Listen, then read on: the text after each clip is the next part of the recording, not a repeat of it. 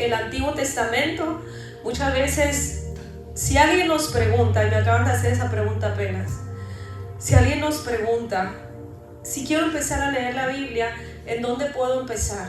¿Qué es lo que nosotros siempre decimos? Vaya al Nuevo Testamento y empiecen los evangelios, ¿verdad que sí?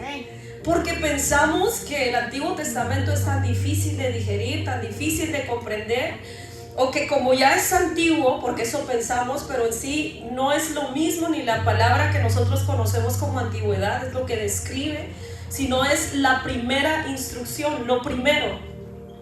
Y el Nuevo Testamento es lo que continúa de la primera instrucción. Entonces, ¿cuál es el origen de la Pascua? ¿Cuál es el origen o qué es lo que Dios nos enseña a través del Antiguo Testamento? El Antiguo Testamento es una sombra del Nuevo Testamento, de todo lo que iba a pasar. Es como, el Antiguo Testamento es como un proyector. Inicia ahí, pero después proyecta la imagen y usted puede verla. Y eso es lo que sucede en el Nuevo Testamento. Pero todas nuestras respuestas se encuentran en sí en el Antiguo Testamento. Y por primera vez, con valor, le puede decir a alguien, empiece en Génesis, porque esa es la instrucción primera. Y Jesús y los apóstoles siempre se referían a la palabra, escrito está, escrito está. Y en ese tiempo el Nuevo Testamento aún no se había escrito. Ellos siempre estaban haciendo referencia al Antiguo Testamento. Entonces, ¿cuál es el origen de la Pascua? Inicia todo ahí, y nada inicia si no es ahí, en el Antiguo Testamento. Y encontramos ahí al pueblo de Dios extraviado, esclavizado, y encontramos a Dios luchando por llevarlo a libertad. El pueblo, hermano, no podía salvarse a sí mismo, estaba siendo esclavo en la tierra de Egipto. Y Dios estaba siempre planeando, Dios había prometido, el pueblo va a ir esclavo, pero después de tanto tiempo yo lo voy a libertar. Y es lo que Dios hace. Empieza a enviar las plagas, manda a sus siervos a hablar con Faraón para que deje libre a su pueblo, y nada sucede. Y después de las plagas, entonces viene lo último, la última plaga, lo último, la muerte. Dios cumpliendo su promesa de muerte, cumpliendo su promesa de salvación y cumpliendo su promesa de libertad para su pueblo. Dice ahí la palabra de Dios en Éxodo 12:12. Éxodo 12:12, aquí Dios habla a sus siervos y les dice lo que va a hacer, y ahí es donde inicia en sí la Pascua. Dice: porque esta noche pasará por la tierra de Egipto y heriré a todo primogénito en la tierra de Egipto. La muerte iba a llegar sobre el pueblo de Egipto. Y dice: tanto hombre como animal, y ejecutaré juicios contra todos los dioses falsos de Egipto, yo el Señor. Llega el día que los va a hacer libres, y Dios le manda a su pueblo, les da una orden. Y quizá muchos ahorita están, ¿y eso qué tiene que ver con la resurrección? Pero ahí inicia todo. No tiene sentido que año tras año estemos, la resurrección de Cristo, y Cristo vive, y Cristo vive, pero en sí no esté haciendo nada eso en nuestra vida, porque no podamos comprender cómo sucedieron las cosas y el propósito de lo que Dios hizo. Dios le manda a su pueblo, ya les había dado instrucciones, y les dice: van a matar un cordero. Y ¿sabe lo increíble, hermano? Es que absolutamente todas las características o la manera como debía suceder, Dios se lo dice a su pueblo. Todo lo que tenía que tener en los corderos que iban a ofrecer después que pasara la muerte de largo, porque eso era lo que iba a suceder. Iba a llegar la muerte a Egipto, pero los que habían obedecido, los que habían creído a Dios, los que habían sellado sus casas con la sangre del cordero, ellos no iban a morir. Y eso sucede. Algunos tuvieron fe y lo hicieron, sellaron sus casas. Pasó el ángel de la muerte, pero no entró a sus casas. Entonces yo les dije: ¿qué significa Pascua? ¿Alguien sabe lo que eso significa? Y mire qué sencillo. La definición de Pascua, así literal, del hebreo, lo que traduce es pasar de largo. Pasar de largo. La muerte llegó, y los que creyeron en Dios y obedecieron, la muerte pasó de largo. Eso significa Pascua. Eso es lo que hoy celebramos. Hoy estamos celebrando que la muerte en nuestra vida pasó de largo. Que había una condenación, que había una esclavitud en nuestra vida, pero Dios decidió hacernos libres. En medio de esa imagen tan fuerte, tan difícil de asimilar para mucha gente, Dios nos está pintando una imagen muy poderosa, hermano. Y si usted puede comprenderla, yo le aseguro que usted va a salir de este lugar y su vida nunca va a ser igual. Porque a veces pensamos, ¿qué le pasó a ese? ¿Qué pasa que parece que se volvió loco? Es que entró la convicción en el corazón. Es que pudo comprender realmente el propósito de Dios y eso lo llevó a vivirlo. Lo primero que nos enseña el Señor cuando le manda a su pueblo obedecer, poner la marca y de ahí celebrar la Pascua, lo primero que enseña es la derrota de los dioses falsos. Lo primero que nos enseña es cómo el cordero derrota a la serpiente. Aquí en la Pascua que celebró su pueblo, Dios usa los corderos. Dios les manda seleccionar, escoger, probar ciertos corderos para poder ofrecer el sacrificio. Y Él utiliza la sangre, la pone en sus puertas para liberar a su pueblo. El dios principal de Egipto era un símbolo de poder y el poder de ellos era una serpiente. Por eso ellos así representan a sus faraones. Lo había visto antes. La serpiente, porque para ellos este dios, el dios Ureos, el dios egipcio, el dios del poder, ellos así representaban el poder en su tierra.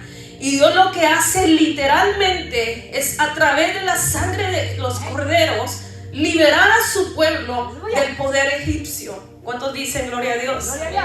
Aleluya. La Biblia nos dice que Satanás también es conocido como la serpiente antigua. Dice la palabra en Apocalipsis 12:9: y fue lanzado fuera el gran dragón, la serpiente antigua, siempre representado por una serpiente. Dice que se llama Diablo y Satanás, el cual engaña al mundo entero. Fue arrojado de la tierra y sus ángeles fueron arrojados con él. ¿Qué nos está diciendo el Señor aquí? Que en su tiempo perfecto, Dios usaría la sangre del cordero para traer libertad a su pueblo y traer victoria sobre Satanás, sobre la serpiente antigua. Dios lo había prometido, está escrito en la palabra. En Génesis 3:15 habla ahí, después de que Adán, Eva fallan al Señor, Dios empieza a dar los juicios sobre ellos y de pronto le da este juicio a la serpiente. Escucha el juicio que le da. Le dice: pondré enemistad entre ti y la mujer, entre tu simiente y la simiente suya. Está hablando de dos simientes: la simiente de Satanás y la simiente de la mujer. Esta te herirá en la cabeza y tú le vas a herir el calcañar o el talón, como usted lo conozca. Estas dos simientes, lo que Dios está diciendo, el mundo está dividido en dos. No hay puntos medios. A veces decimos, no, este es medio bueno. No sirve a Dios, pero es bueno. No hay buenos. Esa palabra molesta tanto porque Jesús mismo, cuando se acercaron le dijeron: maestro bueno, dijo: ¿por qué me llamas bueno? No hay uno bueno sino mi Padre que está en los cielos. Y nosotros como humanos somos muchas veces capaces de decir: yo soy bueno, no voy a la iglesia, pero no le hago nada mal a nadie, no robo, no esto, no aquello, soy bueno. Y no hay bueno, ni siquiera uno. Todos necesitamos o Dios gobernando nuestras vidas, o somos gobernados por la simiente de la serpiente. ¿Cuál es su simiente? Una descendencia espiritual que viene de la simiente de Satanás. ¿Cómo es? Gente que está guiada por sus propios deseos, ama las cosas de este mundo. Usted escuche esto y identifique su vida. ¿Qué simiente domina su vida? La simiente de la serpiente, gente guiada por sus propios deseos, ama las cosas de este mundo, gente que busca el halago del hombre antes que el halago de Dios, adoran el materialismo, la lujuria, el orgullo, la autogratificación y rechazan la verdad de Dios, revelada a través de Jesús por medio de las Escrituras.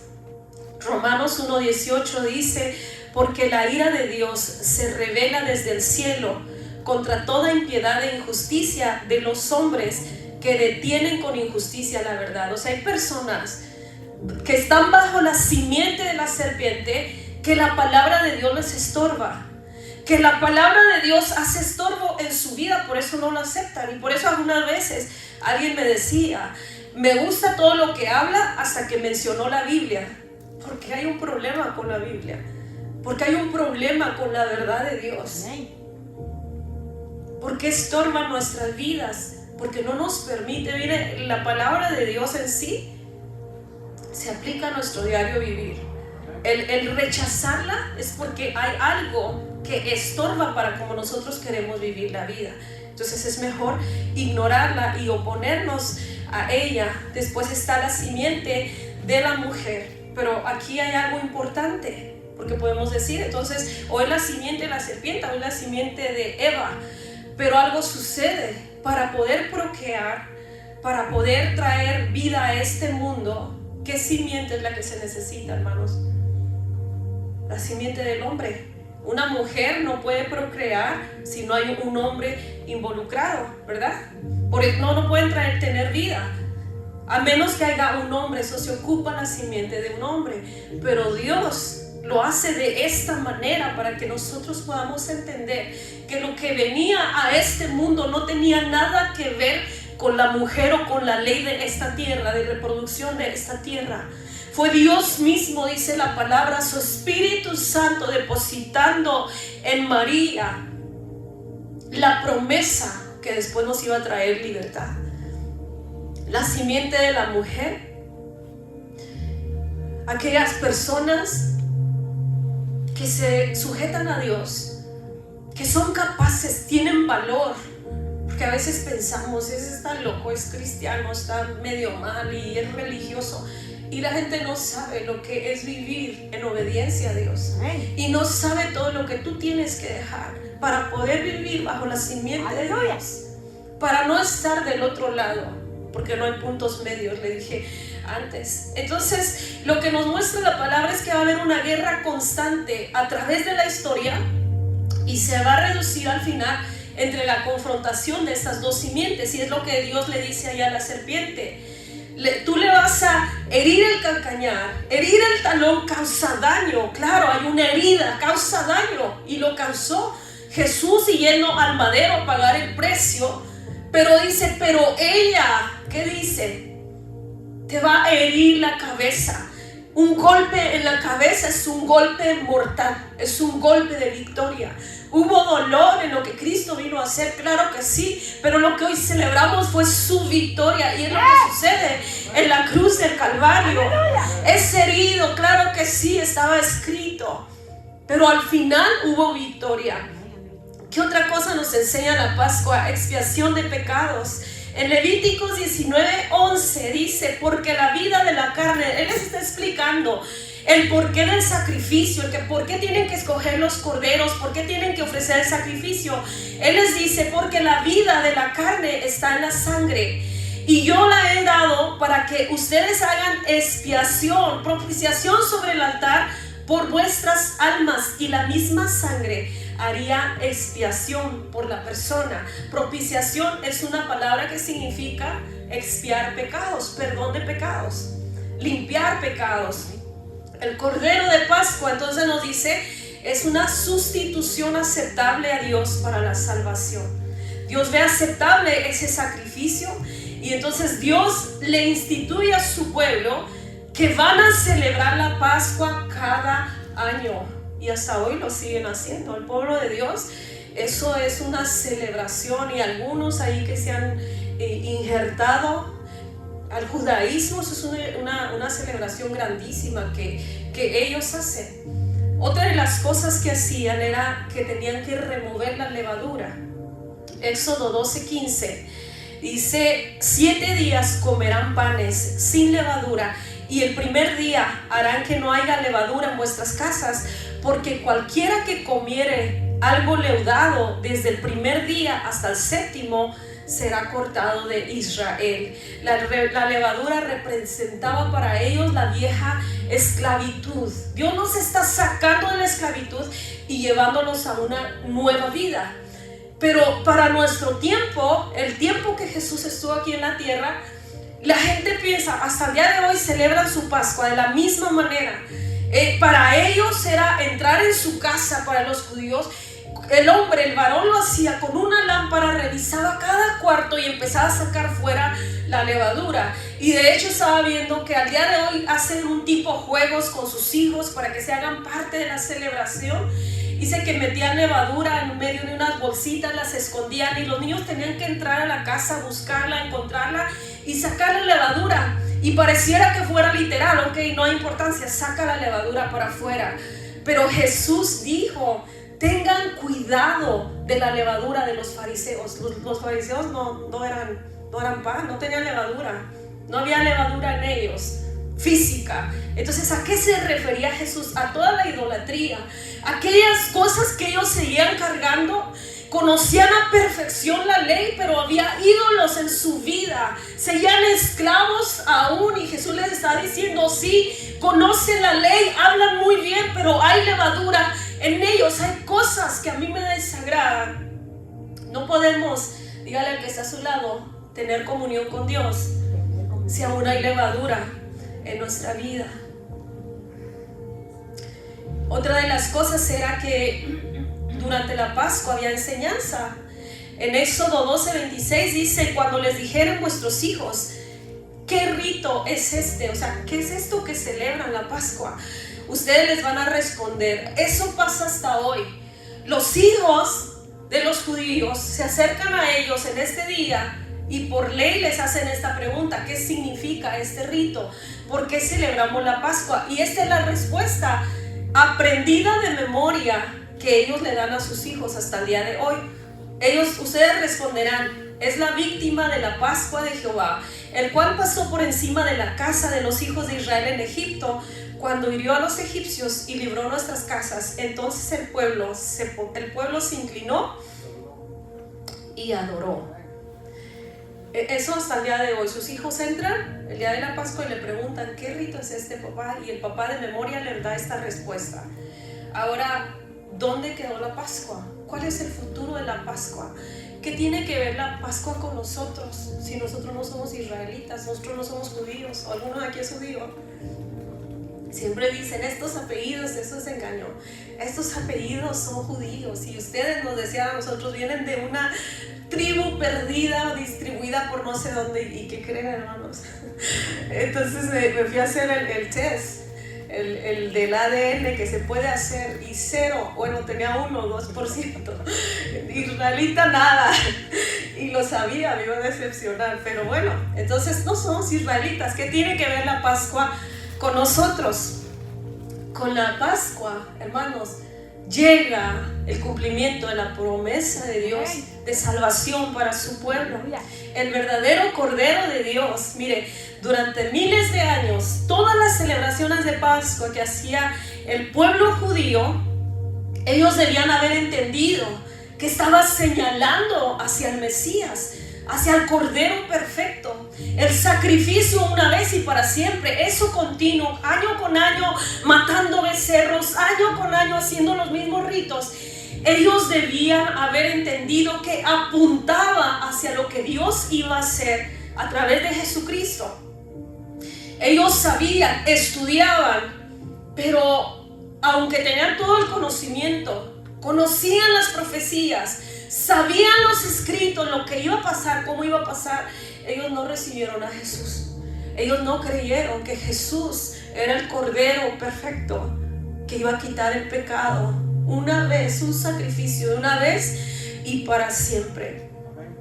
Jesús fue reconocido por algunas personas fuera de los fariseos, los escribas, los maestros de la ley, Los que reconocieron a Jesús como el Mesías fueron unos cuantos pastores, unos sabios que venían de otro lugar, Ana la profetisa que habitaba en el templo, el hombre al que le había sido dada la promesa que no iba a morir hasta que viera a Jesús. Algunos le reconocieron, pero la mayoría de ellos, de quien se esperaba, los conocedores de la ley, dijéramos en este tiempo los teólogos de la palabra, los que de verdad conocían todo, ellos no lo reconocieron.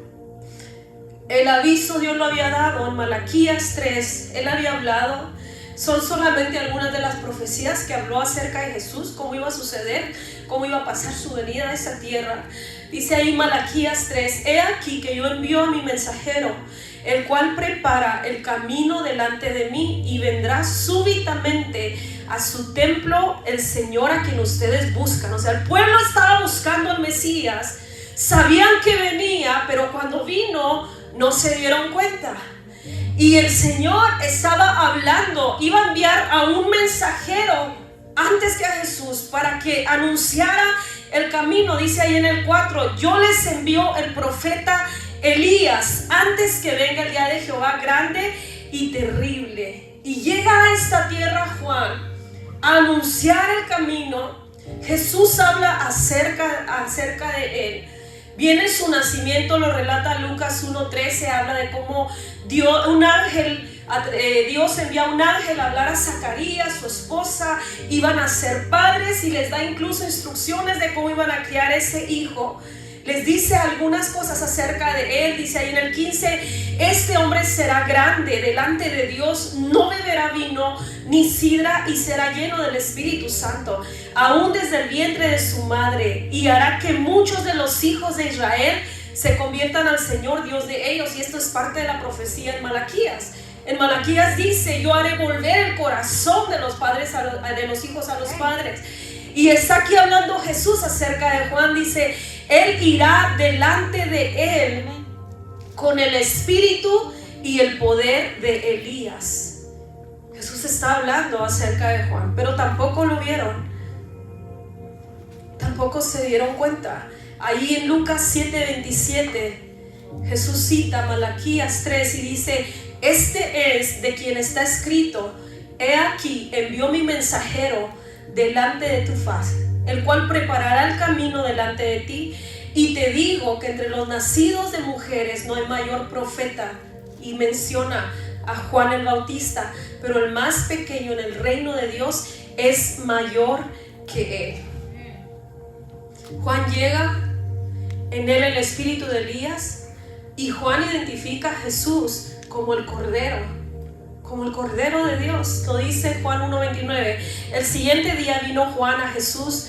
Vio Juan a Jesús que venía hacia él y le dijo, he aquí el Cordero de Dios que quita el pecado del mundo. Y esas palabras los fariseos las escuchaban porque ellos siempre estaban detrás de Jesús viendo lo que hacía. Siempre estaban siguiéndolo de lejos, tratándolo de hacerlo caer en algo equivocado. Entonces ellos escucharon. Hermano, dice que cuando él fue bautizado se escuchó una voz en el cielo que decía, este es mi hijo amado. O sea, tantas pruebas irrefutables, pero sin embargo hasta el día de hoy lo siguen negando. Acérquese a alguien, háblele de Jesús como el Hijo de Dios y le va mal. No lo reconocieron. No se dieron cuenta que así como ellos usaban animales para expiar sus pecados, Dios iba a enviar a Jesús para expiarlos de toda la humanidad. Diga bien fuerte conmigo, una vez y para siempre. Jesús empieza su ministerio. Dice la palabra que empieza a hacer milagros. Empezamos a leer cómo él cita en la sinagoga su trabajo en esta tierra. En Lucas 4:16, Jesús, refiriéndose a sí mismo, lee una profecía. Dice, el Espíritu del Señor está sobre mí, por cuanto me ha ungido para dar buenas nuevas a los pobres. Me ha enviado a sanar. Mire todo lo que Jesús vino a hacer a esta tierra. Él vino a dar buenas nuevas a los pobres, vino a sanar a los quebrantados de corazón, vino a pregonar libertad a los cautivos, vino a dar vista a los ciegos, a poner en libertad a los oprimidos y a predicar el año agradable del Señor. Y Jesús ahí en medio de todos los maestros dice, esa profecía se está cumpliendo en mí, yo soy Él, yo soy de quien está hablando esta palabra. Pero sobre todas esas cosas, hermanos, porque conocemos a Jesús como el que sana, el que liberta, el que restaura, el que cambia las vidas, y gloria a Dios por eso. ¿Cuántos dicen amén? El que provee, el que santifica.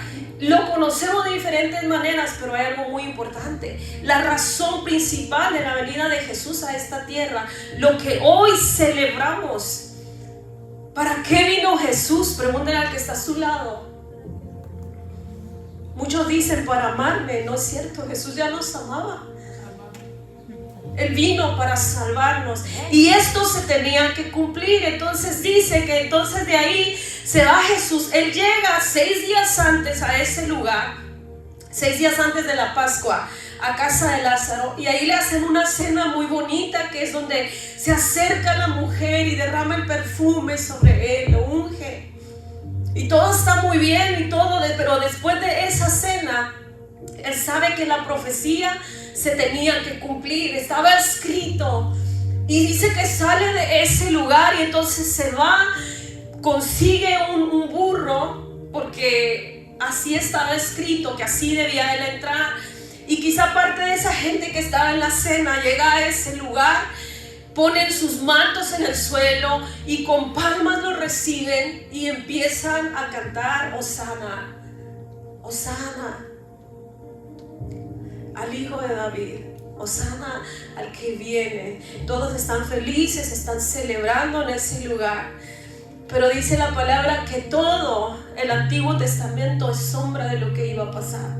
Jesús es el Cordero inmolado, pero él tenía también que ser probado. ¿Se acuerda que el pueblo, yo le iba a traer todo eso, pero es demasiada lectura, pero usted le habló en su casa en Éxodo, cómo preparaban la Pascua, cuál era el procedimiento, qué características tenían que tener los corderos, tenían que escogerlos sin mancha, perfecto, ninguno de sus huesos podía ser quebrado. Y dice que Jesús está predicando en el templo todos los días y los fariseos, los maestros de la ley están alrededor de él, observándolo, cuidándolo, probándolo, viendo en qué fallaba.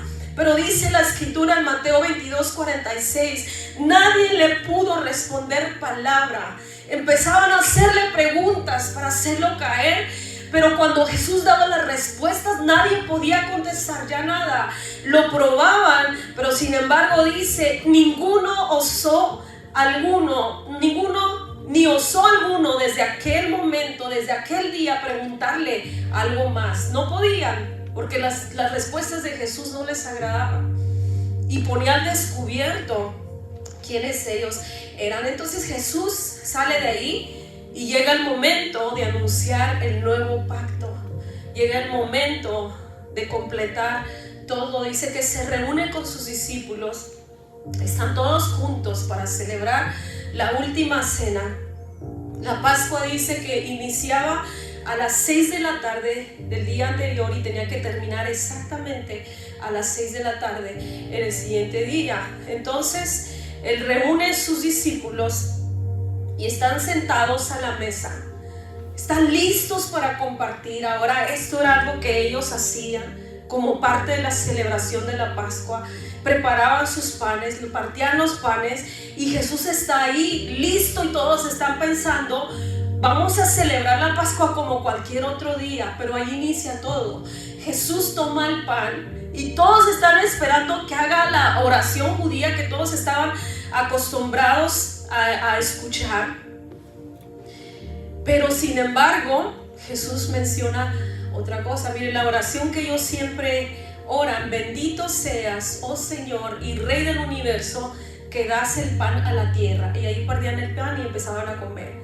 Pero Jesús, en lugar de decir esas cosas, abrió su boca y dijo algo que quizás dejó a todos sus seguidores en shock. Él les dijo, en Lucas 22:19 lo encontramos, y se tomó el pan, dio gracias, lo partió y les dijo: esto es mi cuerpo, Imagínense ellos esperando que Jesús, bendito sea Jehová, Rey del cielo, que tú eres el que hace el pan a nuestra vida, que tú eres el que nos provee. Pero Jesús dice: este es mi cuerpo, que por ustedes es dado. Hagan esto en memoria de mí. Y después de esto toma la copa. Dice: y tomando la copa y habiendo dado gracias, repitiendo la misma oración, bendito seas, oh Señor, Rey del universo. La misma oración, pero que termina como creador de la vid, porque ahora están tomando la copa. Pero Él les dice: bebed de ella todos, porque esto es mi sangre, instituyendo el nuevo pacto. Esta es mi sangre del nuevo pacto, que por muchos es derramada para remisión de los pecados. Ahí Jesús hablando el nuevo pacto a través de su sangre, el sello del nuevo pacto, redimir nuestros pecados. Ya no es el cordero aquel que tenían que matar, que tenían que partir para expiación, sino ahora dice Él: esto es mi cuerpo, esta es mi sangre, y esto entonces va a expiar sus pecados. Y después de ahí dice que al final de la cena se va con sus discípulos al huerto de Getsemaní. Él sabe lo que está a punto de suceder, empieza a angustiarse, dice la palabra, sudaba gotas de sangre.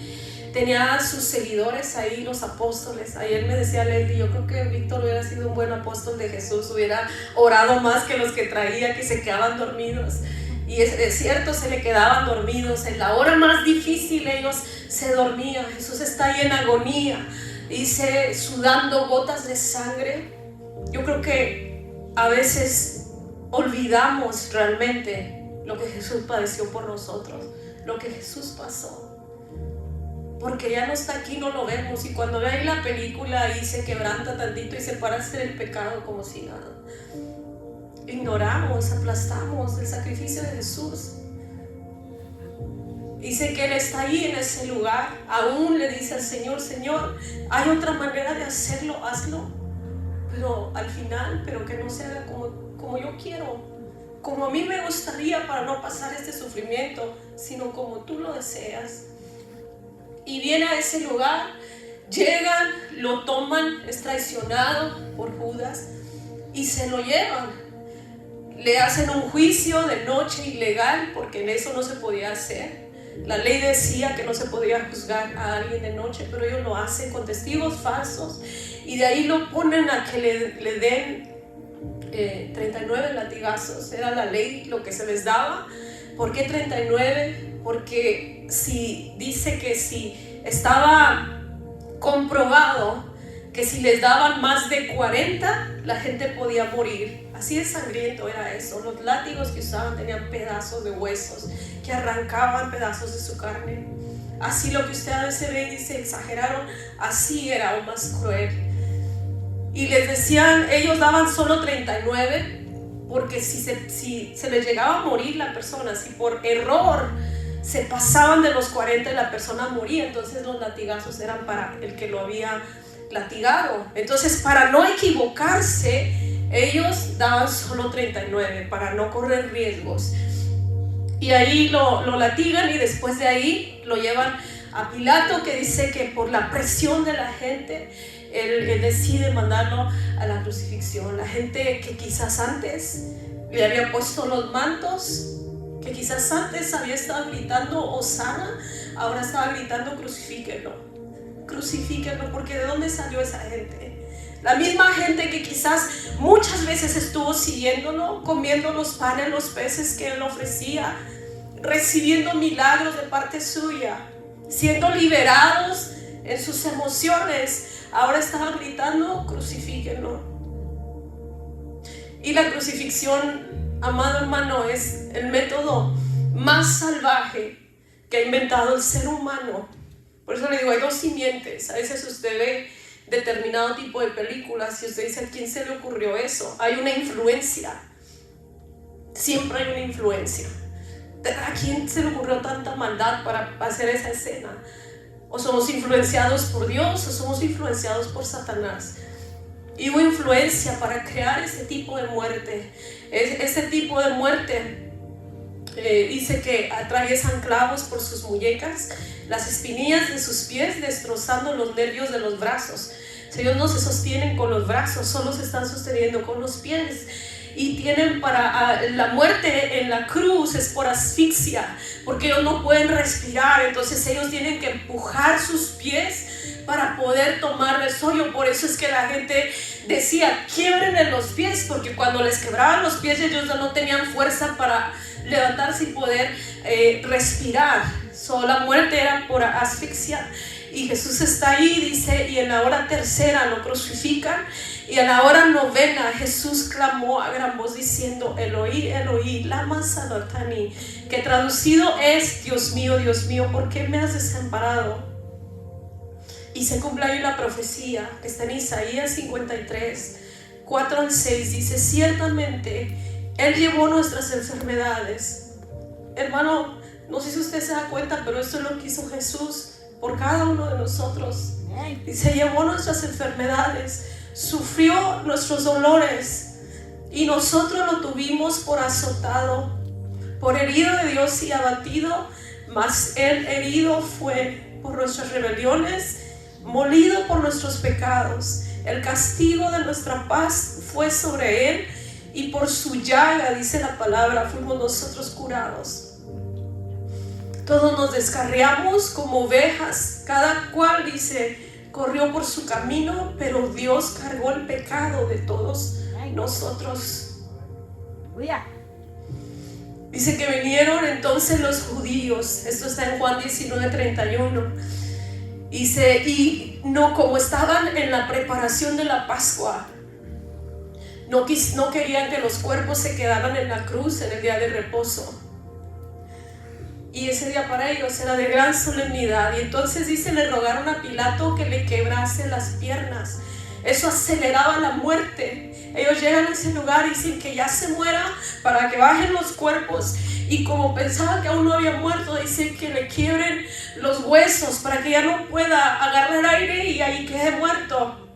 Pero dice, vinieron los soldados y le quebraron las piernas al primero, porque había dos malhechores que fueron crucificados juntamente con él, y dice, se lo quebraron al primero y después al otro que había sido crucificado. Pero cuando llegaron a Jesús, como le vieron ya muerto, no le quebraron las piernas, pero uno de los soldados le abrió el costado con una lanza, y al instante salió sangre y agua. El que lo vio da testimonio, y si testimonio es verdadero, él sabe que dice la verdad, para que ustedes también crean. Esto no es una historia de hadas, no es algo irreal, fue algo que pasó. Y hay gente que testifica que esto fue real. Lo más impresionante, que estaba escrito que él como cordero no podía ser quebrado ninguno de sus huesos. Toda la profecía se estaba cumpliendo ante los ojos de la gente. Todos estaban ahí, sabían todas las cosas, sabían cómo iba a llegar el Mesías, pero era más fácil negarlo. Jesús ahí dice, fue el sacrificio perfecto. El sábado al amanecer, aquí empieza lo bueno. Dígale al que está a su lado, hermano, no se ponga triste, aquí empieza lo mejor. El sábado al amanecer, el primer día de la semana, fueron María Magdalena y la otra María a ver al sepulcro. Pero de pronto hubo un gran terremoto, porque un ángel del Señor descendió del cielo, acercándose removió la piedra y se sentó sobre ella.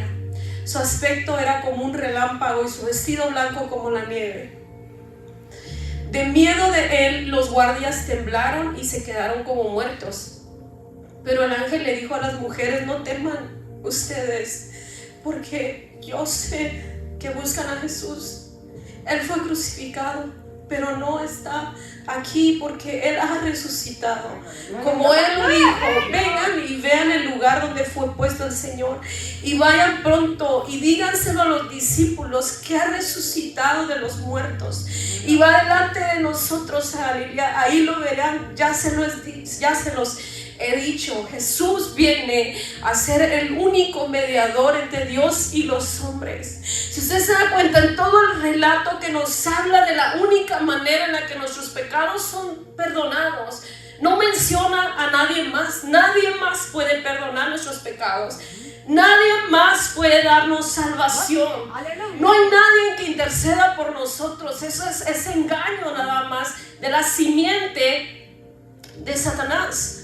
Inspiración del diablo para robar la atención del verdadero Dios. Dice Hebreos 12:2: puesto los ojos en Jesús, el autor y consumador de la fe, el cual por el gozo puesto delante de él sufrió la cruz, menospreciando lo oprobio, y se sentó a la diestra del trono de Dios. Jesús resucitó, hermanos. Jesús venció la muerte.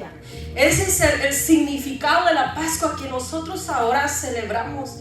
El pueblo de Dios cada año tenía que matar sus animales, y nosotros tenemos el Cordero perfecto que fue a la cruz una vez y para siempre. Y nos dice: no lo olvides, cada año recuerda lo que Dios hizo por ti. Hebreos 10:12 dice: pero Cristo, habiendo ofrecido una vez para siempre un solo sacrificio por los pecados, se ha sentado a la diestra de Dios. Y de ahí en adelante esperando hasta que sus enemigos sean puestos por estrado de sus pies, porque con una sola ofrenda, un solo sacrificio, hizo perfectos para siempre a los santificados. ¿Cuántos santificados hay aquí? Pero dígalo fuerte, como que usted cree que verdaderamente el sacrificio de Jesús hizo algo en su vida. Cuando ponemos nosotros nuestra fe en Jesús, Dios nos ve perfectos, porque Dios nos ve a través de Jesús.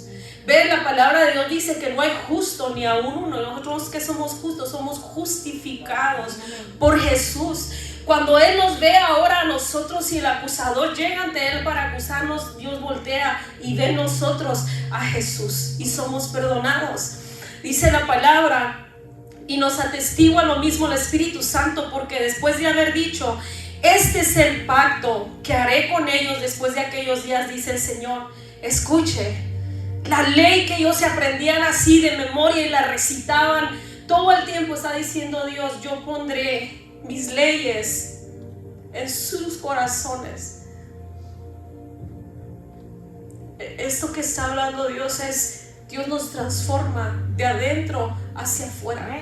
Nuestra ley no es algo que tenemos que repetir y aprender solamente como rito. Las leyes de Dios, y escritas en nuestros corazones, en sus mentes las voy a escribir, y nunca más me voy a acordar de sus pecados y sus transgresiones. Qué lindo, porque esto solo lo puede hacer Dios.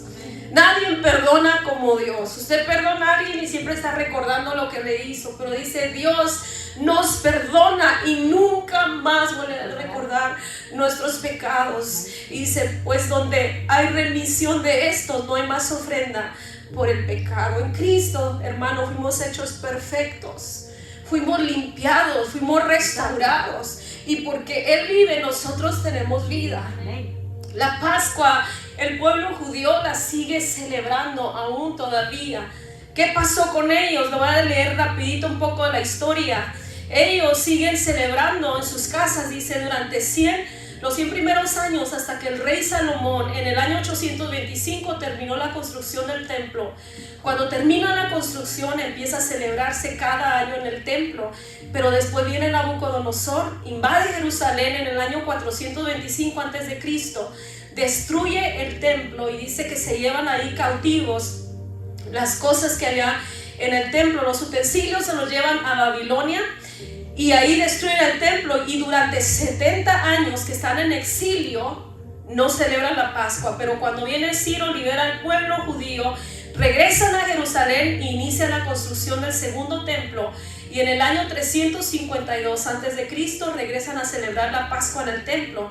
Ese es el templo donde Jesús llegaba y hablaba y predicaba. Ya estaba la construcción del nuevo templo. Pero después dice, después que Jesús muere, resucita en el año 70 después de Cristo, viene el Imperio Romano y destruye totalmente el templo, y hasta el día de hoy no se ha reconstruido. ¿Se acuerda que le estoy enseñando en la serie de Apocalipsis que esa es una de las señales de la venida de Cristo? El templo va a volver a ser reconstruido una tercera vez. Entonces ahora lo que ellos hacen, celebran la Pascua en sus casas. Muchos de ellos cesaron los sacrificios y siguen esperando la venida del Mesías. Yo no sé si usted puede ver la tragedia en este lugar, aquí. en lo que leemos. Entre las cosas que ellos hacen al celebrar la Pascua, cambiaron ciertas cosas, depende de la tribu, y porque hay diferencias entre ellos. Pero ellos todavía tienen ahí un lugar dedicado especialmente para cuando sea la venida del Mesías. Y tienen una copa que nadie toca, que es la de Elías, el que va a venir a anunciar al Cordero, el que va a venir a preparar el camino. Y esto, cuando lo vemos, decimos, es una tragedia. Es una tragedia que Jesús vino y nos hayan dado cuenta. Pero ¿sabe qué es peor? Que muchos de nosotros como cristianos, el día de hoy, no nos hemos dado cuenta que el Mesías ya vino. Sabemos, escuchamos, pero no ha cambiado nuestras vidas y es como si no hubiera venido. Muchos del día de hoy no celebran la victoria de Jesús en la cruz del Calvario, la resurrección. Muchos hoy celebran un conejo que pone huevos y es un día especial. Hoy, bueno, nos dio alegría porque fuimos a evangelizar y hoy sí había mucha gente en la tienda porque están todos preparando su carne asada. Pero muchos, aún cristianos, ignoran que el Mesías vino ya. ¿Por qué lo ignoran? Porque su poder, dice la palabra, el mismo poder que levantó a Cristo, que resucitó a Jesús, ahora está en nosotros, pero no se ve visible en nuestra vida. Había muchas cosas que ellos hacían y vemos la comparación, la expiación de pecados. Vemos cómo enseñaban e instruían a sus niños, les repiten la misma frase. Pero Dios lo que nos dice ahora a ustedes les corresponde celebrar siempre, mostrar a sus hijos. No le repitas y le enseñes que te pregunte la palabra, porque aunque su hijo nazca del cristianismo, no por eso es cristiano. Si a veces muchos cristianos que están dentro de la iglesia no lo son. La salvación no se hereda. Entonces Dios con esto nos enseña. Cristo vino, pagó nuestros pecados, nos sacó de la esclavitud a la libertad, y ahora muestra con tu ejemplo a tus hijos que Cristo vive. Sé la luz en medio de sus vidas. Recuérdales siempre que hubo alguien que pagó un sacrificio, que pagó el precio para que tú y yo hoy podamos tener vida. Eso es lo que nos está enseñando en sí la Pascua. En la escritura encontramos a dos personajes y Dios es tan perfecto. Todo lo que ha dejado escrito tiene un porqué, porque Él es así tan intencional en todo. Podemos decir, no es así, pastora, todos aquí comprendemos. No es verdad, no es cierto. Porque sabemos que no es cierto, porque el fruto en nuestra vida muestra lo contrario. Muestra lo contrario. Si yo le preguntara aquí y les pasara el micrófono, ¿cuántos de ustedes son personas que oran todos los días? No esas personas que se levantan, Señor, ayúdame, dame, te pido, cuídame, me y todo no. Aquellos que tienen una relación cercana con Dios. Aquellos que dicen, Señor, creo tu sacrificio, pagaste el precio en la cruz por mis pecados y estoy en un proceso de transformación, te necesito cada día de mi vida. Y todos los días, si no hace oración, siento que algo le falta.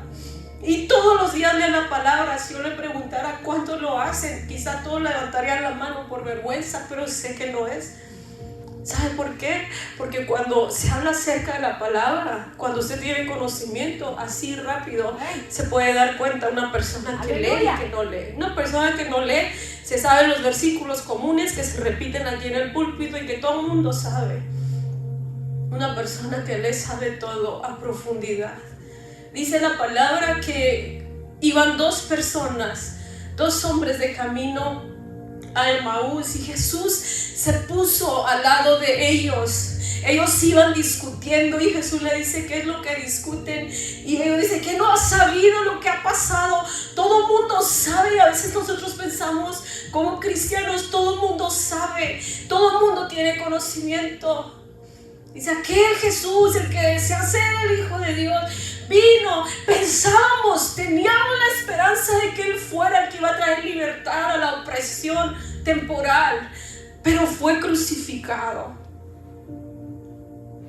Ellos no entendían. Jesús está a un lado hablando con ellos y ellos no pudieron reconocerle. Y así pasa muchas veces en nuestra vida. Qué bueno, hermano, que llega el tiempo de celebrar la resurrección de Jesús, pero qué triste que en nuestra vida Jesús no esté viviendo como si verdaderamente hubiera resucitado. Muchos de nosotros no entendemos la cruz. Muchos no lo entendemos. Dice ahí la palabra en Lucas 24:25. Jesús les dijo: tan tontos son ustedes que no pueden entender. ¿Por qué son tan lentos para creer? Todo lo que enseñaron los profetas, ¿no sabían ustedes que el Mesías tenía que sufrir antes de subir al cielo para reinar? Ellos están tristes, ellos no pueden reconocer la victoria, y les dice Jesús: ¿por qué ignoran las escrituras? ¿Por qué no han entendido que la profecía se tenía que cumplir? Pero hoy es día de victoria. Después que Jesús se revela a ellos y ellos se dan cuenta, eso es lo que expresan. Los dos dijeron: no es verdad que cuando Él nos hablaba en el camino, nos explicaba la Biblia, sentíamos como que un fuego ardía en nuestros corazones. Así sentimos a veces nosotros cuando la cercanía de Jesús llega a nuestras vidas. Algo pasa dentro de nosotros, pero no podemos verlo con claridad. Dice que salieron de ahí y se fueron a contarle a todos y les dijeron: Jesús resucitó, Jesús ha resucitado, Jesús vive. Amén. Jesús vive, hermano. Y eso debemos entenderlo. Jesús vive. En medio de nuestras circunstancias difíciles, cuando estamos con exceso de preocupación, ansiedad en nuestra vida, debemos recordar que Jesús vive. Y porque Él vive, nosotros también tenemos vida. En medio del diagnóstico, el médico ya al final no hay esperanza, tenemos que recordar que Jesús vive. Cuando no somos capaces de tener un cambio en nuestra vida y seguimos esclavos de los mismos pecados pasados, tenemos que recordar que Cristo vive y que ese mismo poder que resucitó a Cristo, que estuvo con Él ahí dentro de ese sepulcro, ahora está en nuestra vida. Eso no es cualquier cosa, y si lo entendiéramos podríamos vivir la vida de una manera diferente. Usted no estaría desanimado si el otro lo hace o no, porque Cristo vive en usted. Pedro, muchos lo critican, corrió, se fue, dejó a Cristo, pero siempre andaba atrás, siempre andaba investigando qué está pasando, porque algo había pasado en su vida. La muchacha que estaba cantando hace un rato decía: María fue al sepulcro, ella lo estaba buscando y recibió las buenas noticias porque estaba accionando. Queremos ver a Jesús real en nuestra vida, necesitamos accionar. Jesús no tiene nietos, no tiene cuñados. Jesús es personal y Él nos está llamando a una relación personal con Él. Y si hemos entendido el precio que pagó y somos capaces de apreciarlo, recibir su gracia, o sea, no hay nada ya que nosotros tenemos que hacer. Dios dijo: estoy hastiado de los sacrificios humanos. Rasguen su corazón y no sus vestidos. El pueblo acostumbraba a ser tan escandaloso, y a veces eso es de nuestro pueblo. Rasguen su corazón y no sus vestidos. Vivan con esencia y no con apariencia. Hagan que de verdad el sacrificio de Jesús se haga real en su vida. Póngase de pie en esta mañana porque vamos a celebrar Santa Cena.